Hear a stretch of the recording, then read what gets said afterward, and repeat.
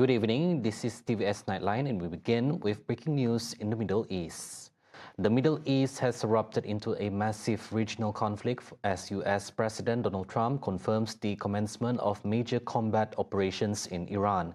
In a coordinated joint offensive, US and Israeli forces have launched a wave of preemptive strikes across multiple cities, including Tehran, Isfahan, and Bushehr, aimed at neutralizing what Prime Minister Benjamin Netanyahu calls an existential threat.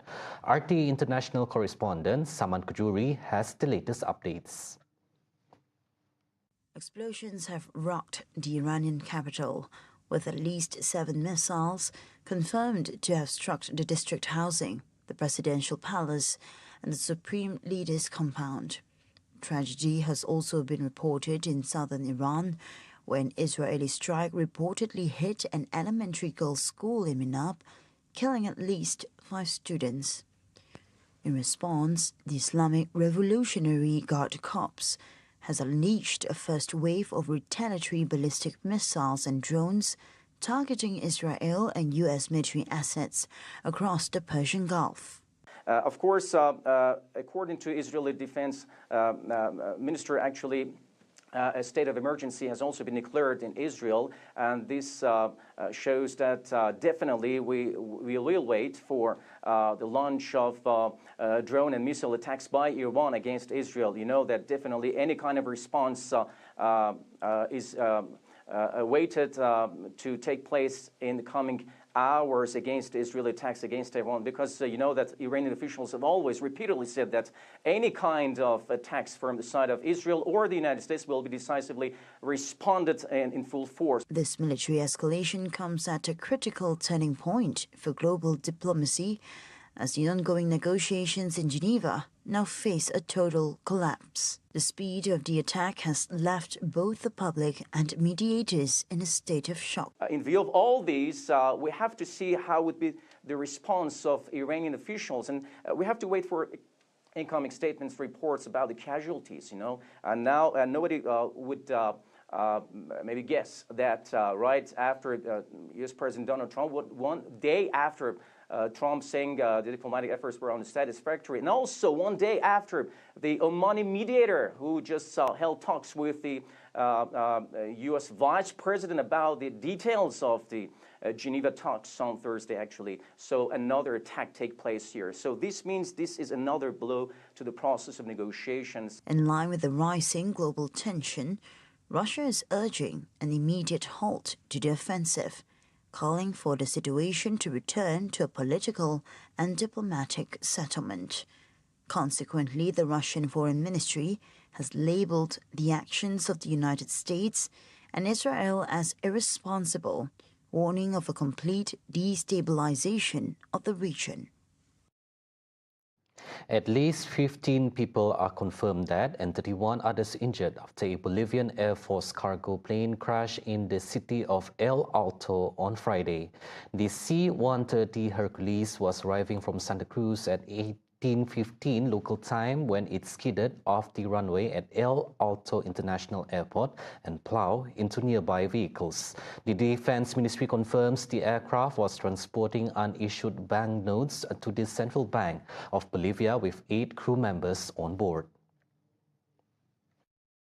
As a result of the crash, scattered cash drew large crowds to the site, prompting police to deploy tear gas against individuals attempting to steal the money. Consequently, the National Association of Journalists reports that news crews were attacked with stones and violence while covering the tragedy. In line with the emergency response, the Health Ministry has issued an urgent appeal for blood donations, as 31 survivors remain under treatment. Witnesses described the treacherous weather at the time of the accident, including a heavy hailstorm and lightning strikes. Aviation officials have temporarily closed the airport to determine if severe weather or technical failure caused the disaster. Former U.S. President Bill Clinton denies wrongdoing to a congressional panel probing his links to Jeffrey Epstein as Democrats seek to shift focus onto Donald Trump's own ties to the notorious sex offender. Clinton features prominently in the Epstein files but insists that he broke ties well before the disgraced billionaire's 2008 conviction for sex offenses. Democrats on the committee have reiterated their call for Trump, who also has well-documented links to Epstein, to be quizzed. In a statement, Clinton did not name Trump directly, but said no person is above the law, even presidents, especially presidents. So here's what I told the committee. First, I had no idea of the crimes Epstein was committing. No matter how many photos they show of me, I have two things that at the end of the day matter far more than any interpretation of 20-year-old photos. I know what I saw, and more importantly, what I didn't see. And I know what I did, and more importantly, what I didn't do. I saw nothing and I did nothing wrong. As for Trump, who repeated his skepticism over the whole process, telling reporters he likes Clinton, and I don't like seeing him deposed. Clinton follows his wife, former Secretary of State Hillary Clinton, who testified on Thursday and defiantly called for Trump to appear before the panel. On to national news, the Employees Provident Fund EPF has announced a dividend rate of 6.15% for both conventional and Sharia savings for the year 2025. As a result, the total payout reached a record 79.6 billion ringgit as the fund weathers global market volatility to deliver double-digit growth in assets. Consequently, EPF recorded 82.7 billion ringgit in distributable income, a 9.5% jump from the previous year. In line with this growth, total investment assets surged 12.8% to 1.4 trillion ringgit, bolstered by resilient equity markets and net contributions of 66.5 billion ringgit. Strengthening this performance, Malaysia's economy expanded by 5.2% in 2025, supported by strategic fiscal reforms and a policy rate adjustment to 2.75% by Bank Negara Malaysia. The Employees Provident Fund 6.15% dividend for 2025 may appear lower compared to historical highs, but economists say the more meaningful benchmark is inflation, not the past. Chief Economist at Bank Muamalat Malaysia Berhad, Dr. Muhammad Asfanizam Abdul Rashid, says dividend performance alone is not the central issue. He's urging contributors to look beyond the headline figure and focus on what it means for their long-term wealth. Afzanism says that interest rate today is markedly lower, making direct comparisons to historically high dividends in 1980s inappropriate. If you look at the state of interest rates level during that time, it was extremely high. If you look at Malaysia's base lending rate, or BLR, during that time, it was hovering between 10% to 12% thereabouts. As opposed now, the BLR among banks is about 6.4 to 6.5% thereabout. So we can see there was a sharp fall in terms of the interest rates regime compared to the 80s.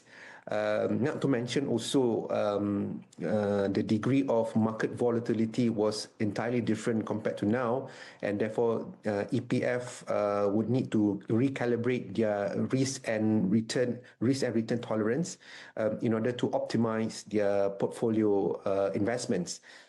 After adjusting for inflation, the 6.15% dividend translates into a real return of approximately 3.65%. That means contributors' purchasing power continues to grow. Meanwhile, Afzanism also highlights Account 3, the flexible account, as an area requiring careful consideration. While it offers greater access to savings, frequent withdrawals can undermine long-term growth. With compounding, funds left untouched generate returns year after year, exponentially increasing total savings over time. Early withdrawals, even small ones, reduce this compounding effect. But this high degree of autonomy for a country, I think, is something that members will need to be cognizant of, especially whenever they withdraw, they would lose out their benefits to gain in terms of the compounding factor. That will affect how much money when they reach their retirement age. So these decisions is entirely up to the members because a country as the name indicates, is a flexible account. Sarawak Governor Tun Pehin Sri Dr. Wan Junaidi Tuanku Jaafar and his wife, Toh Puan Datuk Paninggi Fauzia Muhammad Sanusi, accompanied by Sarawak Premier Datuk Paninggi Tan Sri Abang Johari Tun Openg, attended the Sungkei Anak Sarawak event held at the Kuala Lumpur Convention Centre earlier tonight.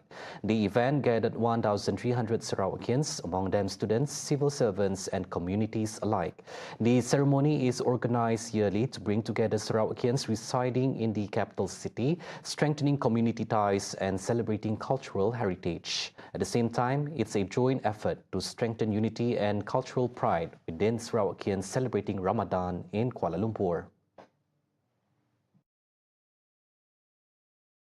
The passage of the Environmental Quality Amendment Bill 2026 in Parliament marks a significant milestone in reinforcing the status of Sabah and Sarawak under the 1963 Malaysia Agreement.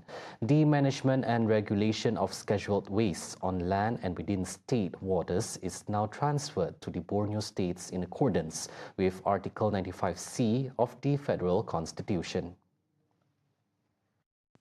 Minister in the Prime Minister's Department for Sabah and Sarawak Affairs, Datuk Mustafa Sakmud, describes the amendment as a resounding success in empowering state rights under the Madani administration. This initiative is part of 29 MA63 demands currently being reviewed under the leadership of Prime Minister Datuk Sri Anwar Ibrahim.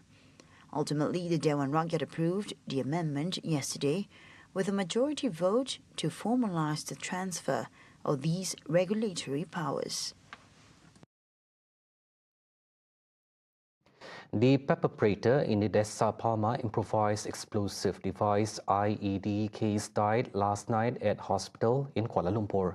Nilai Police Chief Superintendent Johari Yahya said 63-year-old Yeo Hock Soon's death was reported at 8:30 p.m. by officers escorting him from Kajang Prison. According to him, the cause of death at 8:18 p.m. was refractory shock, a condition in which the patient did not respond despite receiving optimal standard treatment. Earlier reports said police had arrested a man after a suspected IED was found following a public report of an explosion and scattered nails in the Desa Palma residential area at 7:08 a.m. on December 22nd last year. The senior citizen had pleaded not guilty to 5 charges after being formally charged at Hospital Tuanku Jaafar in January while undergoing treatment before being transferred to Hospital Kuala Lumpur due to a critical condition.